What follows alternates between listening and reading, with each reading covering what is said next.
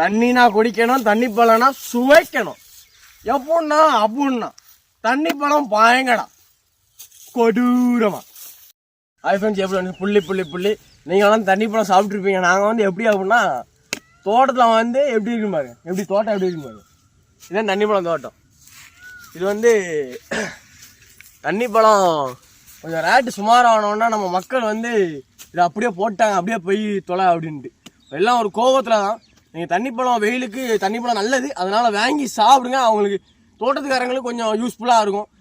வேறு அதுக்கப்புறம் பார்த்தீங்கன்னா நம்ம சின்னமான குடியிருப்பு வந்து அப்படி தண்ணி பழம் விளைஞ்ச பூமிங்க. இந்த பூமி வந்து தண்ணி பழத்தில் அப்படி விளைஞ்ச பூமி, அதனால் ஃபுல்லாக சுற்றி முற்றி எல்லா இடமும் தண்ணி பழம் தான். நல்லா இது பாருங்க, இது எப்படி டெஸ்ட் பண்ணோம் அப்படின்னா ஒரு இது எடுத்துட்டோம். இது நல்லா இருக்கா இல்லையான்ட்டு அவ்வளோ அழிடுச்சு. நல்லா இருந்துச்சுன்னா நல்லா இருக்கும், அதை எடுத்து சாப்பிடலாம்.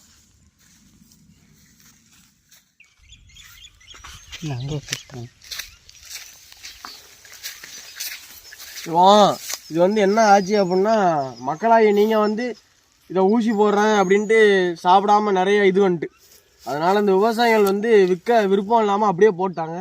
ஆனால் இது என்ன ஒரு பலன் கொடுக்கு அப்படின்னா, இந்த இதெல்லாம் பாருங்கள், கிளி, நம்ம பறவைகள், ஏகப்பட்ட பறவைகள் இதை சாப்பிட்டு அவங்களுடைய பசியை ஆற்றிக்கிறாங்க. இருந்தாலும் மக்களாகி நீங்கள் இந்த வெயில் காலத்துக்கு இது ரொம்ப நல்லது, வாங்கி சாப்பிடுங்க.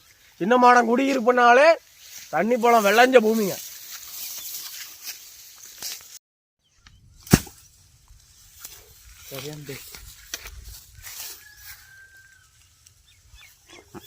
குழுக்குள்ள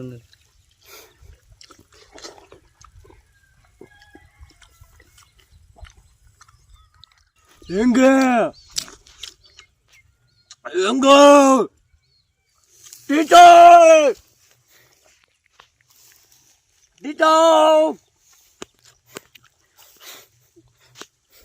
டீச்சர்,